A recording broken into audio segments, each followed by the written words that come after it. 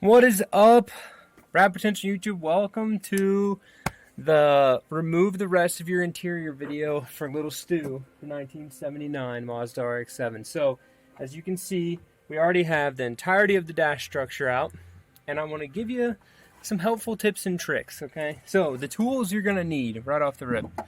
A nice Phillips screwdriver. I don't know what number this is, but it fits pretty much all the screws that you're going to take out. Now, the other thing you're going to need is a stubby Phillips screwdriver, which are easy to lose and I can't find mine. Next, you're going to need an 8mm, okay?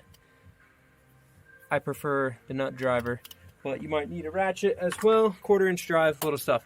Now, the reason you need, I think the last thing you need is a 12mm socket, because when you're going to take this out, you actually have to take out the column bolts. Okay, because the column bolts through the pedals into the dash support. Okay? It's like a big old sandwich. So, let's go over a few things where you're going to need them. First things first, you're going to want to take out the dash pad, which is this. Okay? This is the dash pad from this car, which is ultimately crusty. There is a panel, a piece of metal trim that goes across the top of this at the base of the windshield. 3 screws to take that out, 10mm bolts underneath that, and then this is where this becomes a real pain. Okay, you're gonna have to start disassembling the bottom of your dash, right? Remove the plastic panels, all of that, simple screws. Don't pull on anything. Okay, the choke cable thing has to come out, and if you've never taken a choke cable apart, or if you're lucky and you have a 13B car, the choke cable assembly right here, the knob, there's actually a little set screw on the knob, okay? Take the set screw out, knob slides off, disconnect this piece from the plastic. Your potentiometer, which is your dimmer switch on the right side, unscrew the little clasp thing, slide this out the back, and then this steering wheel surround panels will come off.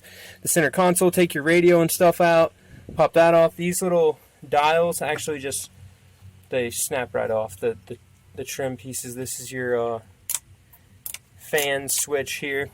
So that stuff off. All the wiring is kind of spidered through it. And then this is the hardest part. Okay, back to the dash pad.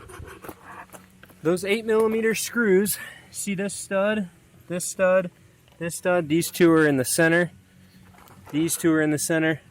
There's not one over here, okay, and then there's bolts on the ends. Alright, you got to take those out, but before you can, once you get all those out, before you can take the dash pad out, there's a Phillips head screw right here and one right here, and that actually holds the vent distribution for the center console in. So this big distribution box sits just like this right here. Okay, see this little screw and that little screw? Now, you can take this loose. The dash pad will come loose, so do these 2 screws last. The dash pad will come loose and you can wiggle it around so you can reach them. Alright? So that's that. There's some vents under here you'll have to take off, but everything's pretty unscrew it, good to go. You'll need a 10mm to take out the actual structure, okay? This piece here, your selector, can just hang here. You don't have to actually remove the whole deal. 2 10s here, 2 10s there, 10mm here, 10mm here. Take the 2 column bolts out, boom, structure comes out. So, why might you need to do this? And we're actually going to continue a little bit further here, because we're going to get to the point where we can put new carpet in this car, okay? So, on this list, we also need to remove the heater box, okay? Which is this thing right here. In order to get the carpet out, the carpet goes under the heater box, okay? And it'll pull out from under there. If you have old crappy carpet, it will come out from under there. But this car is getting fresh carpet, and I just want to get this thing cleaned up. So we're going to remove the heater box. You have to disconnect the lines out in the engine bay. Okay, pull the defroster vent tubes off. Okay, you need to disconnect the diverter switches. Okay, there's one over here, which you can actually leave the one on the blower motor thing on and just set this on over to the side, but you'll need to unhook these 2. This piece has some 10mm bolts back up in there, and then that piece will come out. Okay, there's nothing holding it in on the tunnel. All right, it's all mounted from the top. okay? So I'm going to get right to that, and then we can take the rest of this carpet out. And then when everything's going back in, you're going to see a part 2 for this video. I'll link it later once the interior starts to go back together on the car, and you'll see all of this stuff get reinstalled. Okay? So, but if you're tuning in right when we're uploading this, thank you.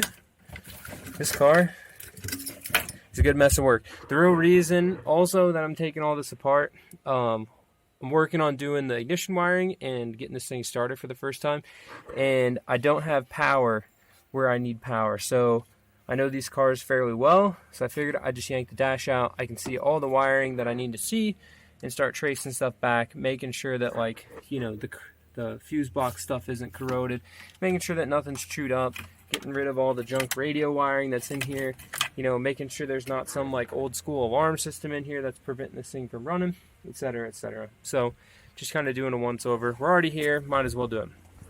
So let's get this heater box out, get the rest of this carpet out.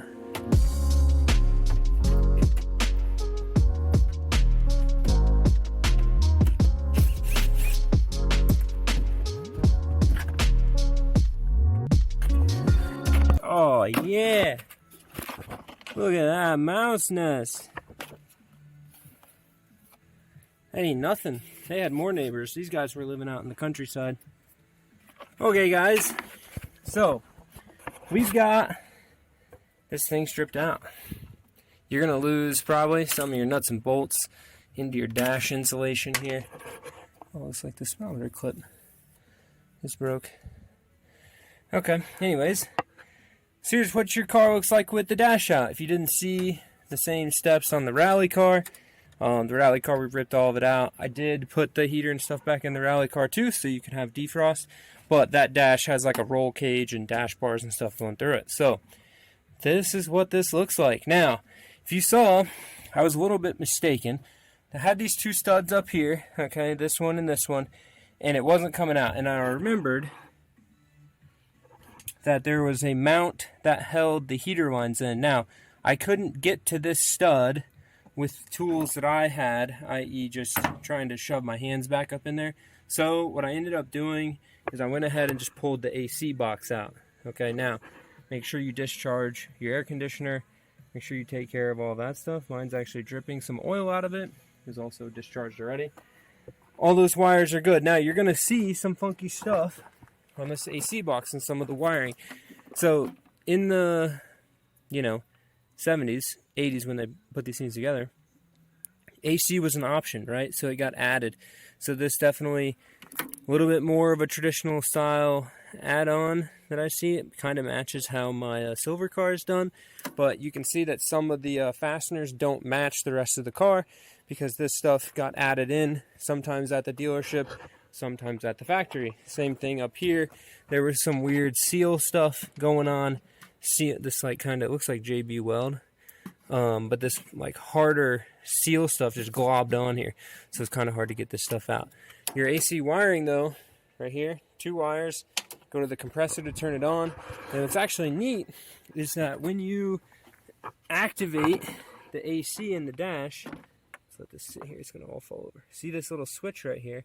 When you pull the levers, right, in the dash, the side-to-side things, and go to AC max, that turns this so it hits this little micro switch, and then this micro switch turns the temperature pressure switch on in the pressure switch that's inside this box, okay, the AC box, and then all those wires run up to the compressor to turn it on and off. So that way the pressure doesn't get too high or too low and it changes and turns it on, right? Because there's no actual, some cars have an actual AC button in the dash, or you push down the fan switch. So you're going to see right here in my 1980 that I have an actual air conditioning on button for mine. So things, little things. But anyways, that is this. All tore apart, so I'm gonna fish and clean all of the mice nest and gunk and crap out of this before all that goes back in. We've got all this stripped apart, and I'm gonna start troubleshooting for the ignition video. Okay, I'm gonna start troubleshooting going through all the wiring and making sure that we have power, because I didn't have power at my coils over here. And what I'm actually going to do is go through and swap out this to that new ignition like I mentioned, but swap out the main charge harness in this car. I have another one, so a new positive battery wire, a new negative battery wire. Make sure we got a good ground, go through all that stuff. So with that, guys, I hope that helped you in trying to get your dash out of your RX7. Definitely, like I said, be patient. And once you get to this point, clean it. We're going to do some restoration to the floor, some restoration. And I'm going to make sure this car is all good and running and ready to go before I actually put it together. So we're going to hook the dash up, like the gauges in here, and make sure all that stuff works before we put the dash back in. That'll be kind of last, because the last thing I want to do is put the carpet in, then we'll put the interior together. And we actually have to put a windshield in this car, so we're going to hopefully do the windshield very, very last, and we can put the dash in without the windshield, which is going to make that super easy. So thank you guys very much for checking out the dash removal and heater and AC removal on the Lil Stu, the blue RX7 here. I'm working crazy to get this thing done. I've got the carburetor fresh and ready to go. You're going to see the carburetor rebuild video come out tomorrow. I'm going over to Charles' house, big long video for you guys going over Nikki stuff, so get stoked for that. And then hopefully Wednesday, Thursday, Friday, the rest of the week, the next few videos, we can just keep cranking away at getting the ignition going. I'll get that tank and the fuel system all hooked back up. We'll be ready to rip. So for now, I'm going to go actually put a Weber on a 1979 RX7 at my buddy's house, and we're going to leave this lovely fall day at the Rad Ranch. So thank you guys very much for watching again. See you in the next one. Keep it rad. Letty, come here. Come here. Hey, leave it. Come here. You gotta say goodbye. Come here. What is this? She's not listening. Hey, come here. There you go. Come on. Come here. You gotta say goodbye. No, get out of there. Hey, say goodbye.